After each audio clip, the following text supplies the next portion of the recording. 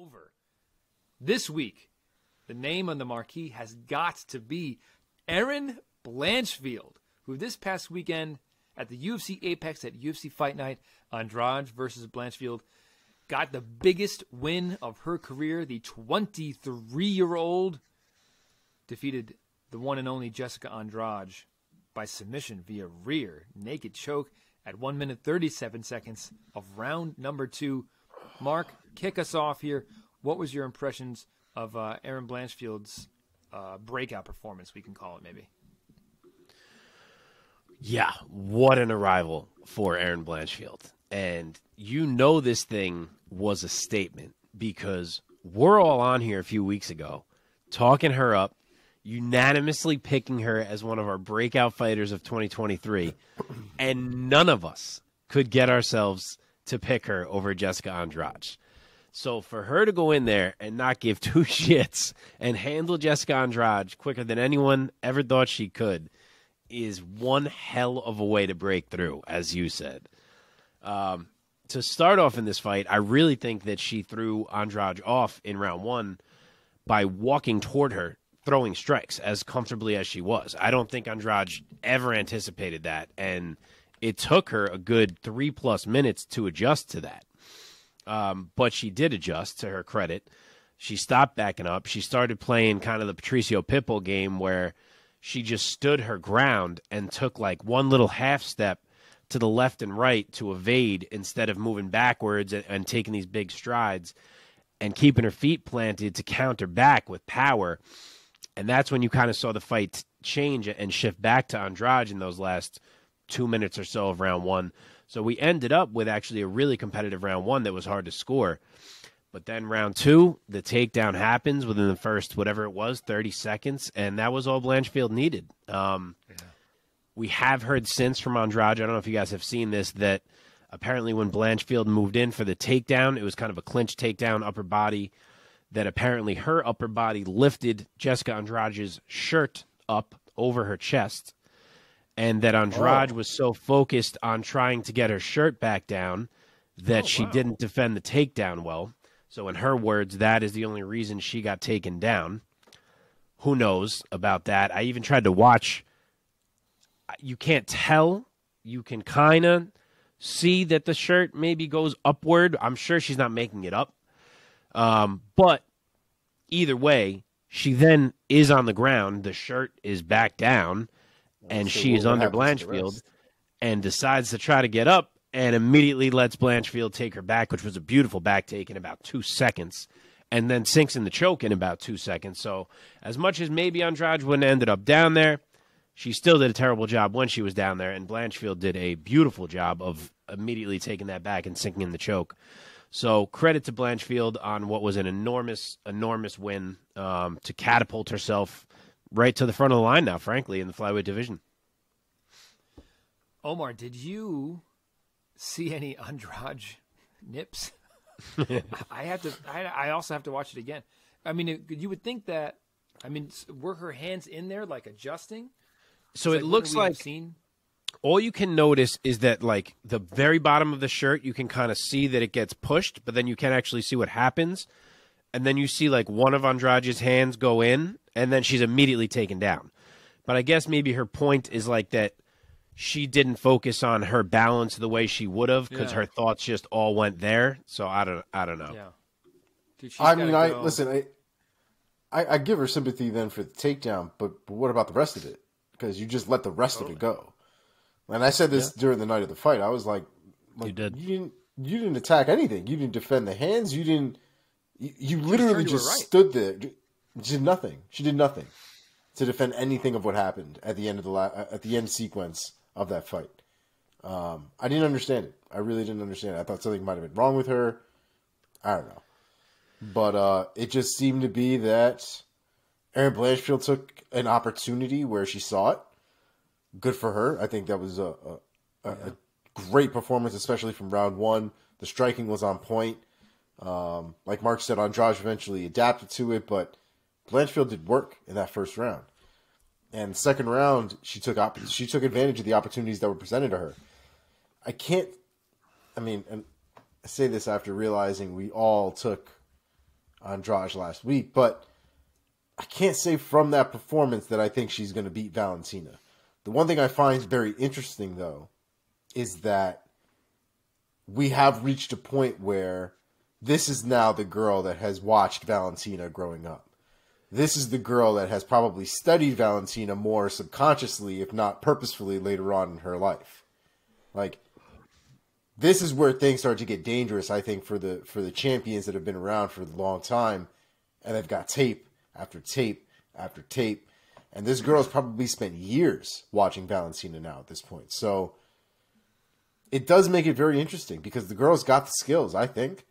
I don't know. I don't know if she can actually pull it off with Valentina. It's going to be very fun and very interesting, though. Yeah, man, now I can't stop thinking about that excuse. I mean, it's kind of the benefit of the doubt for me of like, maybe it was, it flustered Andrade enough to the point where it kind of just took her out of it. Because I was confused. I was like, somebody the caliber of Jessica Andrade, who was under somebody's side control, why would she just turn her back? I mean, I'm not a Brazilian Jiu-Jitsu practitioner, so anybody who's listening or watching right now on YouTube, drop us a comment if you're a Jiu-Jitsu practitioner. Give us some insight there. What do you think? she was close to the fence, so I'm not. Her rolling to her back with an intention to get up upside the cage, work her way back up. Like, I get that. Once Blanchfield has her hands around her neck, why are your hands not around her hands? Why are you not fighting hands at this point? Like, Andrade at one point did nothing. Just kind of stood there, waited to get choked out. It was weird. It was a weird end to the fight for me. I mean, I do think the choke was very tight very quickly. Like, it looked like Andrade was a millisecond away from going out. She almost looked like she did right when the choke got released, and then she, like, opened her eyes. So I think it got real tight real quick. Her getting up the way she did, I didn't really understand. It just, as soon as she turned that way, I was like, oh, fuck. But I think the key was that Blanchfield, as Andrade turned, got that right leg hook in as Andrade was turning. And I think maybe Andrade thought she was already clear from that leg, so she thought she was going to be able to stand. And then by the time she realized that leg was hooked on her, it was too late. I don't know. It was a weird one. It definitely felt like it was easier than expected once they hit the ground. In the moment, it felt almost like arrogance in Andrade's part. In the moment, it just seemed like Andrade didn't take Blanchfield seriously or her ground game. There's no way this girl is going to be able to do X, Y, or Z to me on the ground. And she may not have. Maybe that could be it. That's the way it felt. You know what I mean? It seems crazy to take that kind of risk at that level, but it seemed like hubris to me, like just too much pride, too much self-confidence. I mean, it could have the shirt thing could have played into it. It could have been in her head, like it could have, fuck this. I never would have been here if that didn't just happen. I'm getting up and just think like, now that I'm back focused, I'm standing up, and then before you know it, you're like, ah, fuck, that was stupid. Like we haven't heard about too many. We haven't heard about too many wardrobe malfunctions in these later years of the UFC. No. Now, when they first started making women's clothes, it was kind of a problem. Ronda had issues left and right when she first started in the UFC. So. Yeah. To be honest with you guys, Mark, you saying that, or did Omar? You brought it up, the shirt thing. What? Me. Yeah, he did. It jars my memory. When I watched the fight, there was a few times throughout the evening, I think during like her introduction, Andrade's introduction, I recalled her like adjusting her bra a few times. And really? Jeez. I just kind maybe she just had a bad fitting top. Maybe it was too tight. Yeah. Interesting. I'm surprised, honestly. I'm surprised more girls don't just go for the Michelle Waterson look with like the full T-shirt and just like not even worry about it, that kind of thing. Yeah. Because when you're just like in a bra, Like if you're that worried, if it's going to take you out of it, if something happens to just like a sports bra, basically. Yeah, she even had a comment. She said something like, "I shouldn't have been as concerned with it as I was, because it's not like people haven't already seen this before," which I guess means she was showing it on her OnlyFans. So like she even said that. Really? Yeah. Interesting. I mean, I wouldn't care personally. It's like, who gives a shit? Just a nipple. Who gives a shit? Yeah, I don't know. Shows your tits. Shows your tits. But I don't want to take away from Blanchfield. She was awesome. I mean, yeah, man.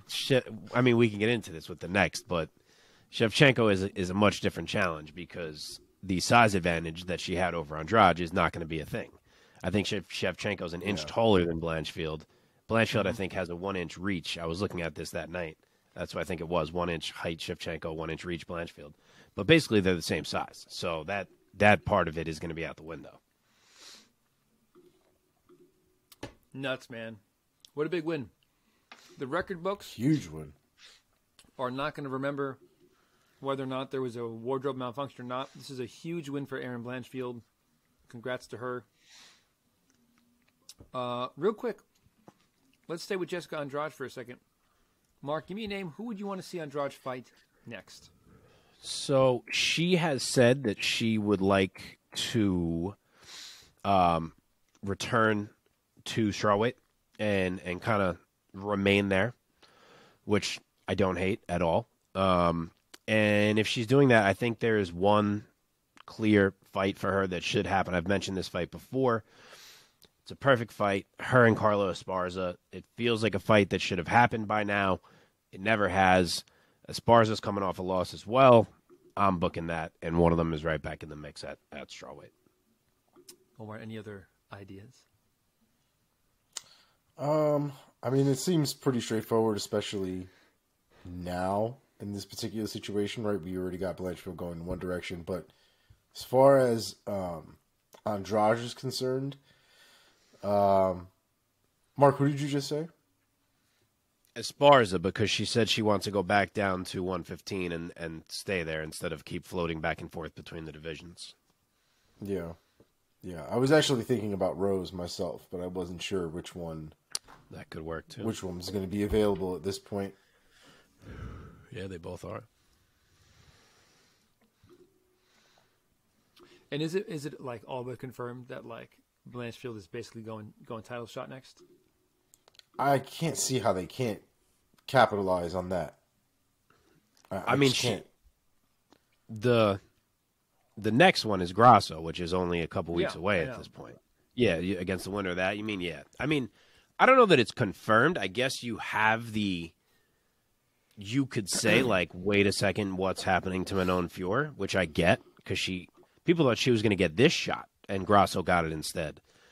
So for her to get jumped again, I guess, is a little tough. So if they said we want to have Blanchfield and Manon Fior fight, I would get that. But it seems like you can't do that since the Shevchenko-Grasso fight is already happening in like 2 weeks. It seems like you might as well just pick the next challenger and go with it, which I would get. At this point, I'm picking Blanchfield over Fior. Yeah, really? Wow. Yeah, all for that win, 100%. Fior hasn't had any performance like that. Yeah, same. How tall is Fior? How big is she? No, I don't mean I'm picking her to beat Fior. I'm saying I'm picking her to, if one of them is getting an immediate title shot, I'm picking Blanchfield. I see. Yeah, in terms of beating, I am picking Blanchfield over Fior, personally. You are? Okay. That's tricky. Well. Interesting. I'm more torn. Good, man. Gun to my head, Blanchfield, but I'm more torn. I'd have to think about that a bit.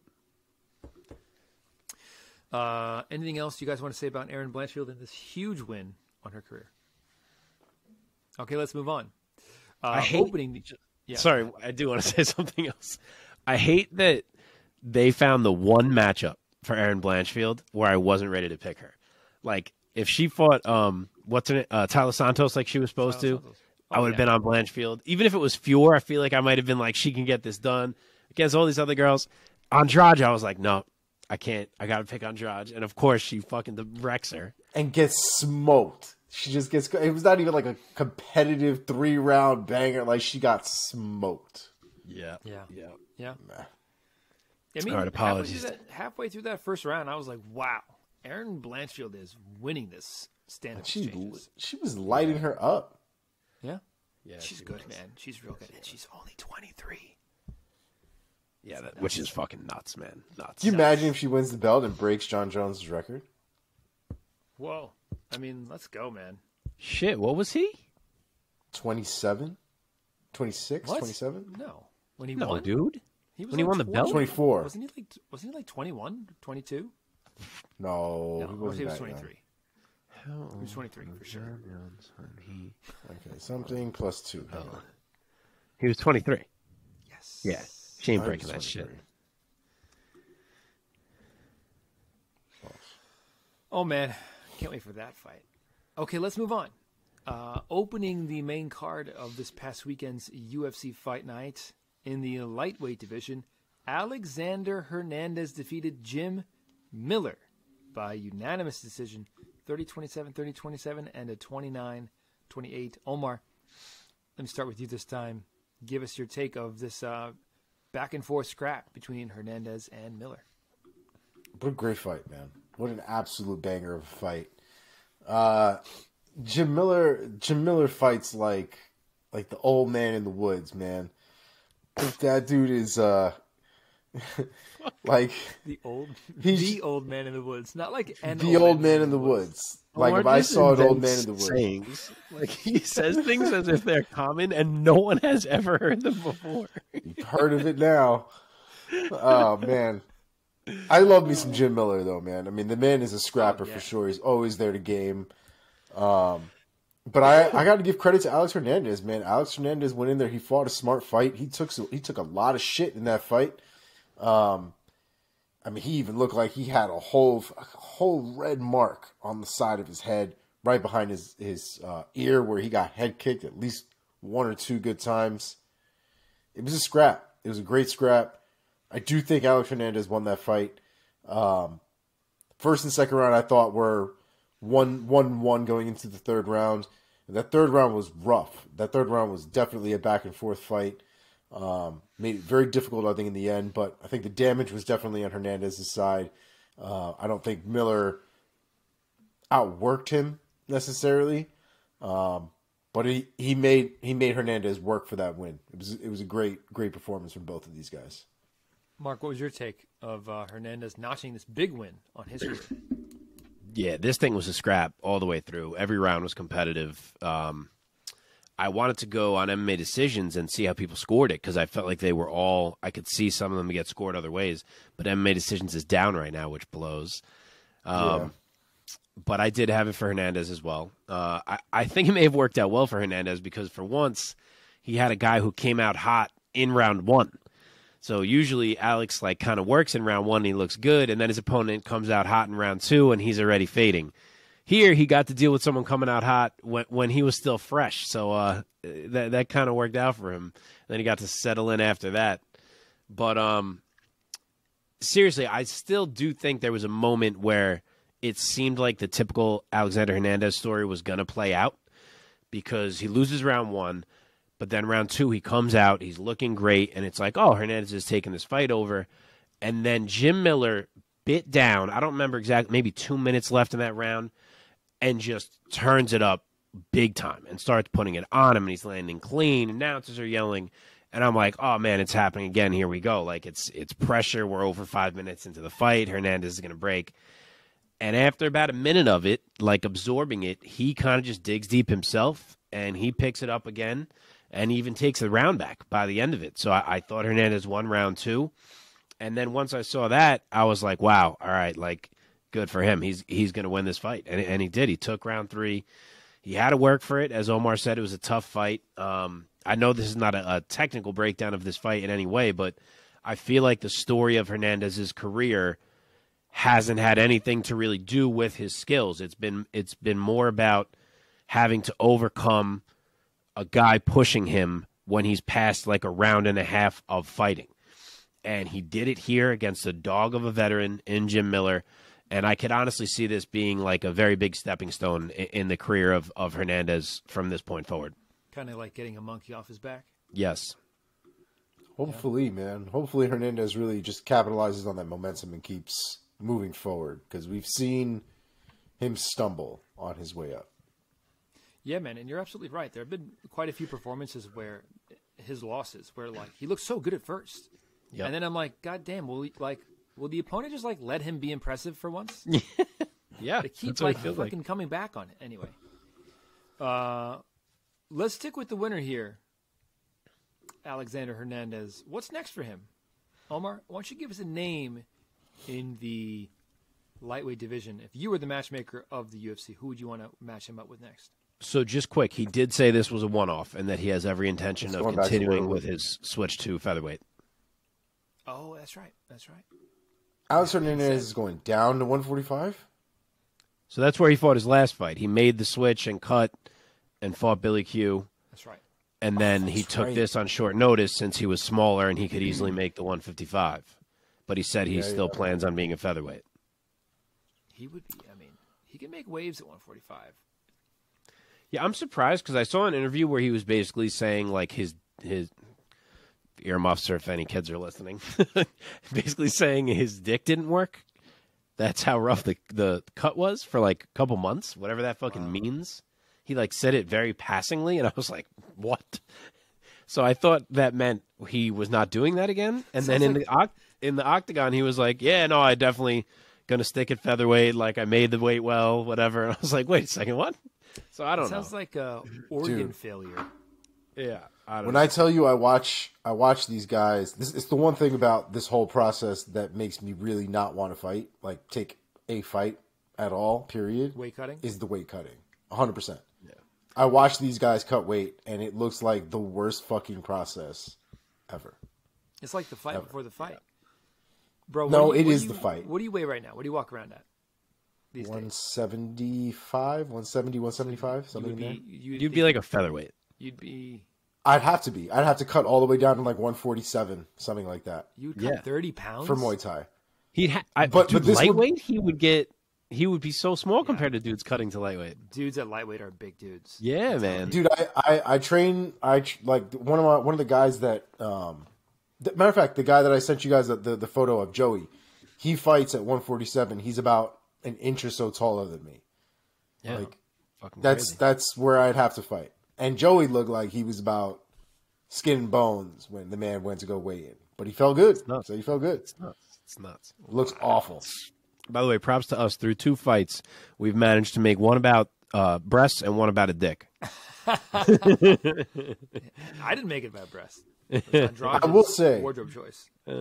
I did rewatch this real quick because I was interested, and that shirt rode up. I didn't even notice it during the moment, but it definitely rode up. Yeah.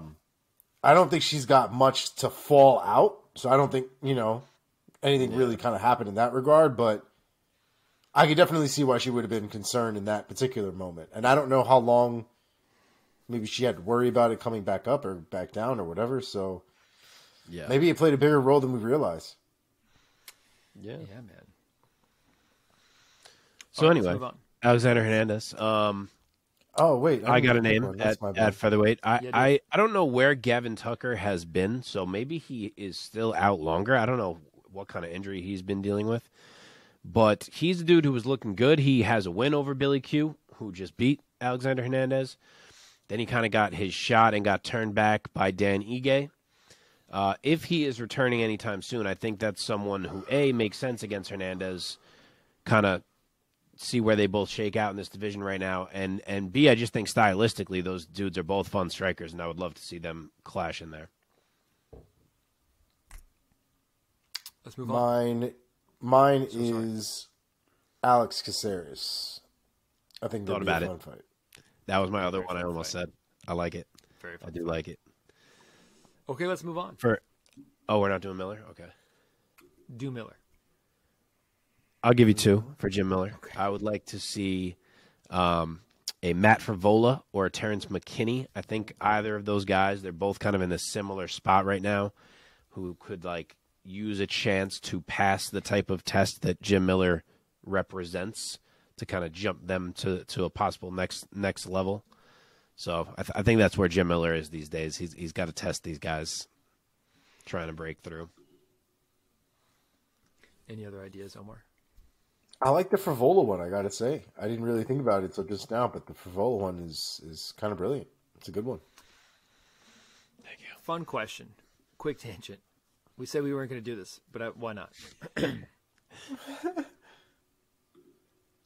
If legend status is a sliding scale, like a spectrum, how much percentage of a legend is Jim Miller? Put a number on it. What percentage? Fuck. Is he like 10% legend, 40% legend? No, I'd say he's a solid like 85, 90% legend. That man has been around for forever, dog. I don't know what this. If he's a 90, then what is like John Jones and Jose Aldo? I think any name that to me is synonymous with MMA to that extent that I can picture fight after fight after fight after fight. I mean, for me, you go down as legend for me. I don't know what everybody else's criteria is, but I've been watching Jim Miller. Jim Miller's been around for a ton. Yes, I know. Of fights. That's why I asked. I don't like this question because I have no idea how this sliding scale works. Like, I would need to know where 50 guys are on this sliding scale to put Jim Miller on this sliding scale. It's the Preux scale. I don't know, like 75 or 80. I don't fucking know. Like, to me, that's high. Both of you guys are higher than I thought. But you may be viewing this scale differently than we are. Like, I guess what? I don't know what you mean by it. To me, just to be on the scale is awesome. Even if you're like 5% legend, that's fucking amazing. Like, you're fucking great. Then we probably aren't looking at this the same way. I would say that sounds fucked up. 5% legend sounds rude. I can't do that. What are you talking about? So then my number is, our scale, we're not viewing your scale correctly. Okay. So like where is like fucking give me like a Overeem on the legend scale? Oh God, I don't know. Like, to me, that he's 100, but like on yours, it sounds like he's way up there. He's way up there. He's Alistair Overeem. Oh, all right. So he's way up there, and Jim Miller's a 5? I didn't say he was a 5. Oh, that's what you just said. No. I just mean like, okay, somebody who's like thoroughly not a legend. I mean, Overeem is way more of a legend than Jim Miller. I'm not trying to fucking get this twisted, but give me a name. Somebody who's not like Kothel Pendred. Like negative 80,000. So is that who you just thought of? So here's where we're going, right? I met him once. You've got the scale. You've picked the most random of random names. Well, because and now we're supposed to put Jim Miller closer to that spectrum. No. Let me finish. Oh, Pendred is 0? Okay, now I know right where Jim Miller is. He's not that he's 0. He's like just not on the scale. He's just not. I'm just saying, like, not. Listen. If I bumped into Kothel Pendred again, because I have bumped into him in the city, but if I was with my wife, he would not be pleased here. Wait, hold on. Let me just work this out. If I was with my wife, I'd be like, Kothel, what's up? Good to see you. Have a great day. I would turn to my wife. I'd be like, he's a pro MMA fighter, and she'd be like, cool. But I would not, like, the thought would not cross my head to be like, guy's a legend. Of course it wouldn't. Listen. If I bumped into Jim Miller, and I was also with my wife, I'd be like, Jim Miller, holy shit. Great to meet you, man. Have a great fucking day. I would turn to my wife and be like, that guy's kind of a legend in MMA. Like, agree. He has, like, yes. That is correct. Oh, but I'm asking, like, he's not like a Anderson Silva legend. No. Like, there are, like, the legends of the sport. But I need to figure out what your 0 is. That's my issue. Oh, really? I also need to know what is a 0 on your scale of legend? Maybe not a 0. Who's like a 1% legend? Yes, who? Give me. I don't know. That's what I'm saying. I can't put Jim Miller on it until I know how your scale works. I don't think in increments of 1. I'm in increments of like 10%. Okay, who's a 10% legend on your scale? Like what is Ally Aquinta on your scale? Oh, that's a good question. Do you think he's a legend? No, but I'm trying to find out how your scale works. I mean, the guy, I don't know. Oh, this is a rough conversation. We need to fucking shelve this. We could do a whole episode with this, man. Who else is going to be taking Who else are we going to be taking a dump on today? Oh, jeez. Who's next? It's not a dump to say you're not a legend. Here we go. Here we go. I know. Now I'm tangenting this. I'm going to make this real short. But this is like the fucking Hall of Fame debates these days. When I was a kid, To make a sports Hall of Fame Yes. meant that you were like the 1% of the 1%. Now dudes retire who frickin' like once hit a home run one day, and people are like, how is he not in the Hall of Fame? It's like, bro, do you know what Hall of Fame is? Like, I hate this shit today. They want everyone to be considered a legend. I can't deal with it. So maybe our 0 could be Gian Vellante. We could start there. No, he's not near the scale. That's what I'm saying. Like, if you have any points on the legend scale, you're fucking really good. Okay, so is Ally Quinta a 1 on the legend scale? Like, is that how you're imagining the legend scale? No, not really. Like, good fighter, but certainly not a legend in any way? Maybe legend doesn't... Maybe there's no scale. Maybe legend is a binary. You either are or you aren't. And you are for different reasons. No, but you... That's what I'm saying. It's the whole point of why I brought it up. Because, again, like, if I bumped into Jim Miller and I was like, I turned to my wife, I'd be like, I would not say that guy is a legend. I would say that guy's kind of a legend. Right. You know what I mean? You're kind of a dick. You're kind of a dick. You need to send us an example of someone who's on the bottom of your legend scale, and then I can know how to have this conversation. If I saw Jim Miller and John Jones standing right next to each other, and my wife was there, and I was like, holy shit, that's Jim Miller and that's John Jones. Those are two legends of the sport. That's how that fucking conversation would go. 100%. I think that's disrespectful. You've been disrespectful to Jim fucking Miller for the last 15 minutes, you son of a bitch. Kind of a legend. Oh, man. I hope he doesn't watch this. On the YouTube thing, I'm going to have to give this discussion its own fucking clip title. I mean, segment title. I'm going to get eviscerated in the comments. All right, we're 40 minutes in. Let's go to the next one. Let's fucking go. Okay, here we go. In the women's bantamweight division, Mayra Bueno Silva defeated Lina Lansberg by submission via knee bar at 4:46 of round number 2. Mark, go first. Who go first? Me? You. Talk about the legend that is Mayra Bueno Silva. She thinks she is with them post-fight call-outs. My God. We nailed this one. It was an awful matchup for Lina Lansberg. She looked clueless in there because of exactly what we said, which is that she does not have an outside striking game. Her game is predicated on striking on the inside, and she could not do that in this fight because of the risk of getting taken down by Silva and subbed by Silva. We saw her get taken down more than once, and she did survive for some of the first round, and then again for like 4 minutes in the second round, survive on the ground with Silva. But she knew she was so out of options in there on the feet that at the end of round 2, when she finally escapes from Silva and manages to not get subbed in all that time, she's got like 30 seconds left, and she's like, fuck it. Like, I'm going to try to get in position for some ground and pound because I don't have anything else that works right now, and maybe if I can land a couple from top, it'll be big. So she goes back into the grappling and gets immediately knee barred. So she just didn't have options in there. It was a beautiful knee bar, of course, from Bueno Silva. She did an awesome job. She is really proving to be a hell of a finisher in this division, which is saying something. And she's due for a fight against someone who's, top 10 level in this division. She went and called out Juliana Pena and Raquel Pennington, which, like, we ain't there yet. But someone who's the next level under them should certainly be in there with Silva, in my opinion. Omar, what was your impression left by the performance of Bueno Silva and that knee bar? I personally don't care for her striking. I think her striking could use a lot of work. Her ground game, though, is pretty good. I really enjoyed watching it. That roll right into the knee bar was beautiful. The control she had on that leg when she came out of that roll was perfect. It was a real nice ending, especially with not a lot of time left on the clock for that submission. So definitely a really nice performance. But when we start talking about like maybe not Juliana Pena per se, but like Raquel Pennington, for example, like the striking that Silva has right now, I don't think is going to match up and do very well against somebody like Rocky. Juliana Pena is a little bit more reckless with her strikes. I think she's a little bit more of a pressure fighter, so I also think she runs into her own issues in that particular situation. So I think she's got some things to work on before I think she gets to that point. But if we are going to match her up with somebody, for me personally, I'd be going with somebody like Macy Chasson.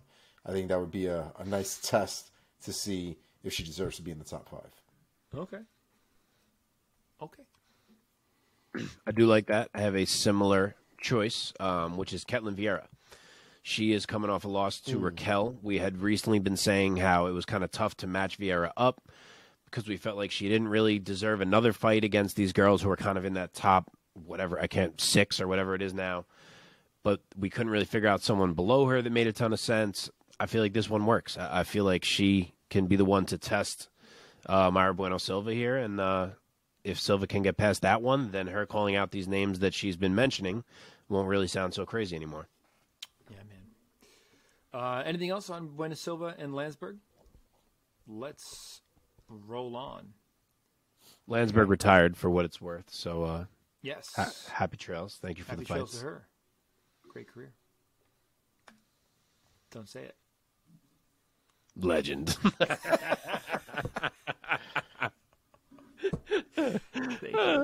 Okay, here we go. One more before we hop into the lightning round. Philipe Lin's first round knockout over Ovince St. Preux. The official time, 49 seconds of round number 1. Mark, why don't you take this one first? What was your impression of how this fight played out under a minute? Oh, boy. Those ones hurt when you're like 50-50 torn on a fight and you kind of flip a coin and land one way, and then it goes really badly the other way. OSP got fucking smoked. That is what you call a buzzsaw. That was easily the best Philipe Lins that we've seen in the UFC, reminiscent of the dude who fought in the PFL, who kind of ended up popping for some things, and it was easy to say maybe that was why. But he looked really freaking good here, so we will see. He landed clean right away. Stumbled OSP. He did a fantastic job of never letting him recover. Placed his shots really well, picked his angles. He had great footwork, I thought, to stay in front of OSP, where he could keep landing, because OSP was really trying to run around that octagon and find space and kind of use his length to escape and keep Lins off of him. And he couldn't. Philipe Lins just did a really nice job of not getting overzealous and making sure to get a finish. So that was a big one for him, and definitely his biggest win in the UFC so far. Omar, what was your take of how this fight played out? Again, under a minute. Yeah, it was rough to watch, man. OSP got kind of bulldozed. Like Mark said, Lins has some accuracy that night. Laid his punches right on OSP's face, on his head. Really caused issues with his equilibrium. That last shot, though, man. I mean, good on the referee for not letting it continue after that point, because OSP was hurt for a minute running around the octagon. But as soon as he hit the canvas, I mean, it was done. It was a good performance from Lins, man. That was kind of the perfect performance that you would need in a spot like that. So good for him capitalizing. Okay, let's hop into, unless you guys want to match up Lins? Yeah, I will. I'm going to put him in there. Omar, actually, both of you may not love this. I'm going to put him in there with Khalil Roundtree. Khalil kind of edged Dustin Jacoby barely in the last fight. He didn't really get the big breakthrough we were hoping he might. He hasn't been able to get matched up because none of these guys above him are really available. I kind of think making a fight like that is a chance for one of these guys to truly springboard themselves up. Lynn's kind of broke through here. I feel like they're at a similar spot now. You match them up and someone looks good, they're going to have some buzz on them. So that's where I would go. Omar, looking at the rankings, any other ideas? I honestly don't hate that. That's a fun fight. That would be a real interesting and competitive fight, I think, too, from the stand-up perspective. There you go. I would say that if they're not going to run back the Jimmy Crute Alonzo Menafield fight, which I guess is kind of 50-50. I don't even know if anybody really gives a shit on that level, but I would say give him Jimmy Crute. I think that'd be an interesting fight too. I almost said that too. We're very much on the same page tonight. And for OSP, I'm throwing him in there with Tyson Pedro. They both looked awful. Let one of these dudes try to get a bounce back off the other one. Okay, let's jump into the lightning round now. Here we go. Quick lightning takes from Mark. Oh, man. Co-main event, for this fight night card. In the light heavyweight division, Zach Pounga, UD over Jordan Wright. Omar, take it. I don't know what is this fight and the William Knight fight. We're going to get into both of them. I don't know what it is with guys thinking that they look fucking cool, acting like nothing hurts them while they do nothing in a fight. You look ridiculous. You're getting a hit. You've been split open. Might be time to fight back. Jordan Wright did more than William Knight, but like barely.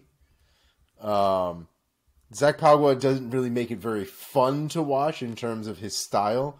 Very smothering, very control heavy. Happy to keep him against the cage. But he sliced that boy open, man. I mean, he worked Jordan Wright for quite some time in that fight. So it was a good performance, I guess. Not my favorite, though. Yeah, this one was all about the clinch of doom from Zach Pauga. I can't say he looked too impressive here. It was a bit of an ugly fight. He did land some nice elbows, as Omar said. But Jordan Wright just didn't show up. And it's not the first time. He tried to follow up William Knight on this night with his best William Knight impression, which we will get to. Yes. And now he is cut just like William Knight. So, yeah, that's what happens when you don't really try in a fight. So, all right, heavyweights, Jamal, how do you say this name? Poyes? I think it was Pogues. Shit, I don't remember. Yeah, Pogues? I think it was Pogues.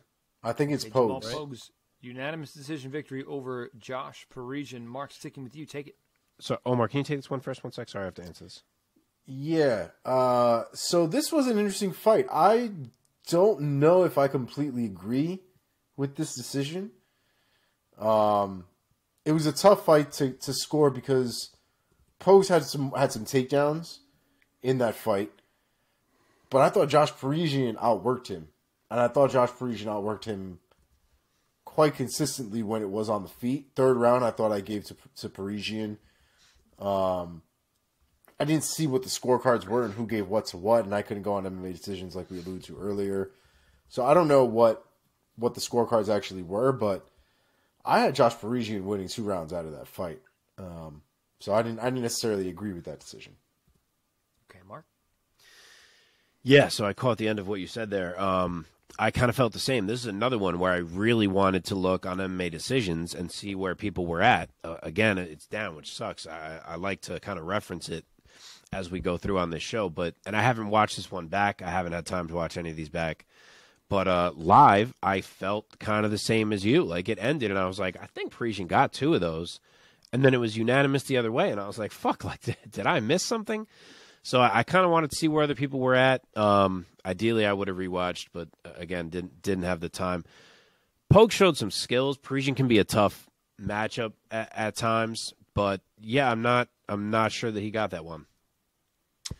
Okay, here we go. Marcin Prachnio, unanimous decision over William Knight. Mark, take it. I'm not going to lie. I couldn't even get through this fucking fight. Like, I started walking in and out of the room. This was the most boring thing I've ever seen in my life. William Knight, who I've never been high on, literally decided not to fight. And I get it that Prachnio was ripping his leg apart. But his response to getting his leg ripped apart was to stand still and not do anything.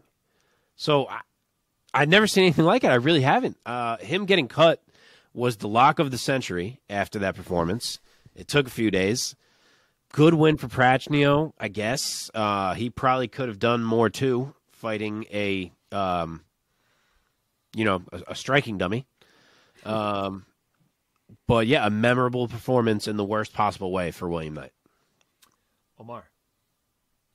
That might have been single-handedly the worst performance from a fighter I have ever seen. Not even a combined terrible performance, because I feel like Prachnio did enough. Threw a lot of leg kicks. I mean, busted up both of his legs.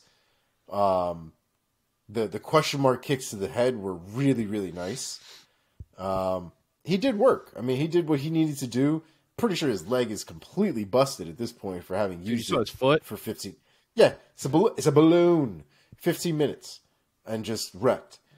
I've never seen somebody more uncomfortable inside of a cage with gloves on than William Knight.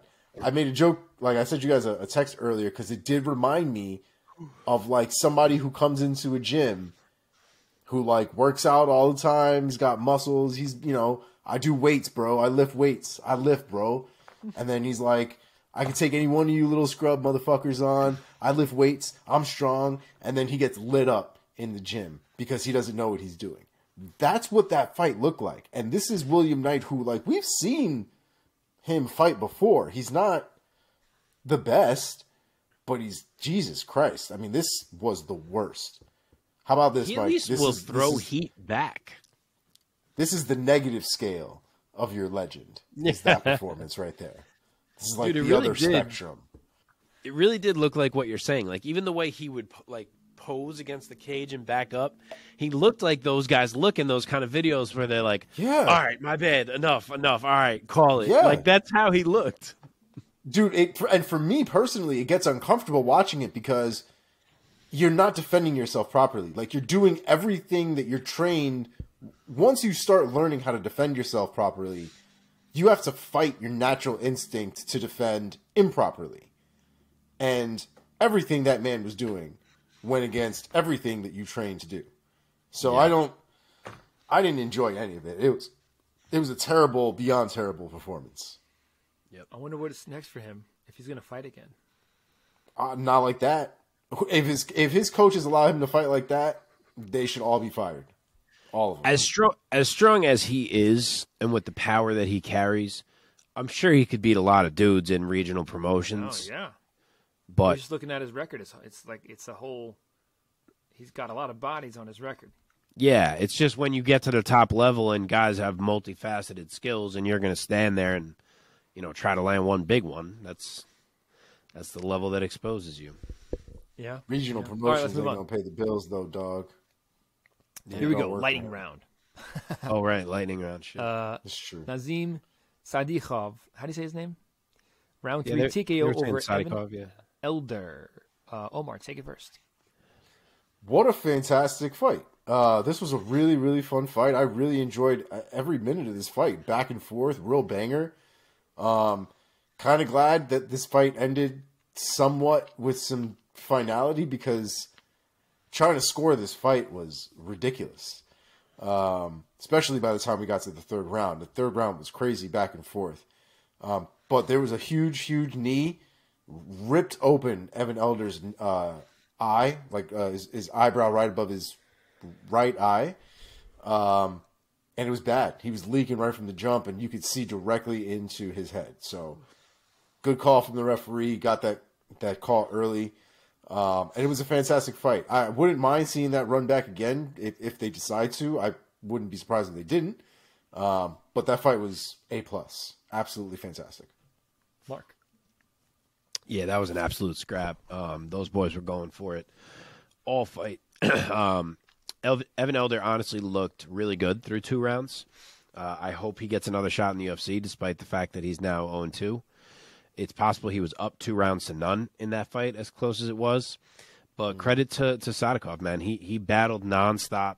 He said he overcame some octagon jitters in there, and he pushed through, and he literally tore Evan Elder's face open for a stoppage win. So yeah, that was a big way to kind of push through what was a tough fight and get a debut W. Okay, Jamal Amers, unanimous decision over Hussein Askabov. Mark, keeping it here with you, go first. So Jamal Amers was only 1-2 in the UFC coming into this fight. He had lost to some tough guys. His losses were to Giga Chikadze and Pat Sabatini. And I had seen people alluding to the fact, like on Twitter and elsewhere, that Jamal Amers is much better than his record had indicated.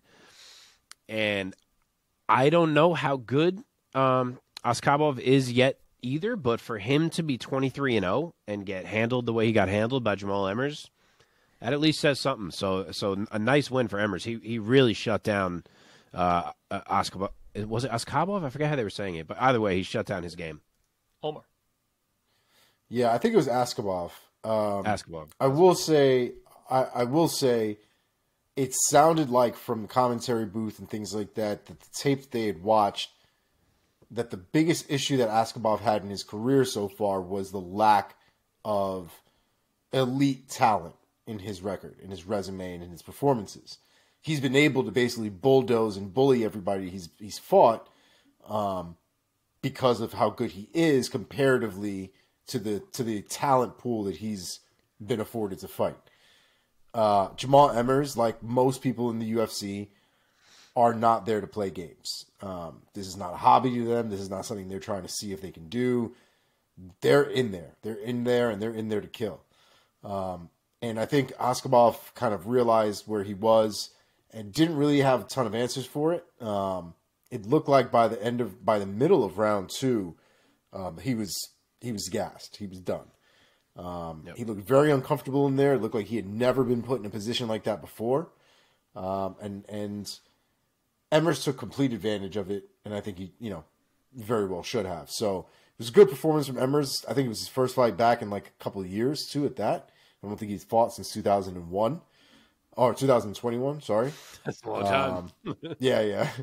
But yeah, Askabov with a 23-0 record with a performance like that, it just might have been a lot more work than there was actual quality to those wins. Yeah, he is usually a bantamweight. He's been a career bantamweight, so maybe that's where he needs to go back to. And he hadn't fought in 3 years, so I'll wait till I see him one more time before I truly make the decision. But yeah, he didn't look as advertised for sure. Okay, AJ Fletcher, round 2 submission over Themba Gorimbo. Mark, take it. Yeah, Gorimbo kept trying to grapple here, despite having a huge reach advantage, which I didn't understand. And Fletcher took advantage, and he finished things with a massive club and sub. Just an elbow that came out of nowhere and an immediate guillotine and tap. So a big way to get his first UFC win after an 0-2 start to his career for Fletcher. Omar. A part of me feels like Gorimbo didn't want to feel Fletcher's hands, because Fletcher's a thick motherfucker. Like that dude, if he puts hands on you, you're going to feel it for sure. And I was even more confident in this once Gorimbo pulled guard on AJ Fletcher. I was like, oh man, this guy he ain't trying to fight this boy. He's not trying to get into any kind of fight with AJ Fletcher. But to Fletcher's credit, man, he apparently had 2 of his jiu-jitsu coaches there with him. He knew what he was getting into. And his jiu-jitsu was on point that night. And he did everything he needed to do to put himself in good positions, keep himself out of bad ones, and get his nice little submission victory. So good for him. Okay, last one. Clayton Carpenter defeats Juan Camilo Ronderos by submission via rear naked choke. Omar. Yeah, dude. I don't know who Clayton Carpenter is, man, but that babyface kid looks real good. That was a real good performance, real good back take. I enjoyed it. I'm down to see some more of it. He's 7-0 now. Mark. Yeah, so his grappling was talked up a bit before his debut, and that makes sense. He was really impressive. Worked off bottom, chain submissions, took the back beautifully, rear naked choke, round 1, debut finish. Can't look better. And I even liked him in the post-fight interview. He very much gave off that vibe of a guy who was like, yep, of course I won. I killed him. Who am I going to fight next? I'll kill him. Like, it was very much that calm vibe of like, I know how good I am. Yeah.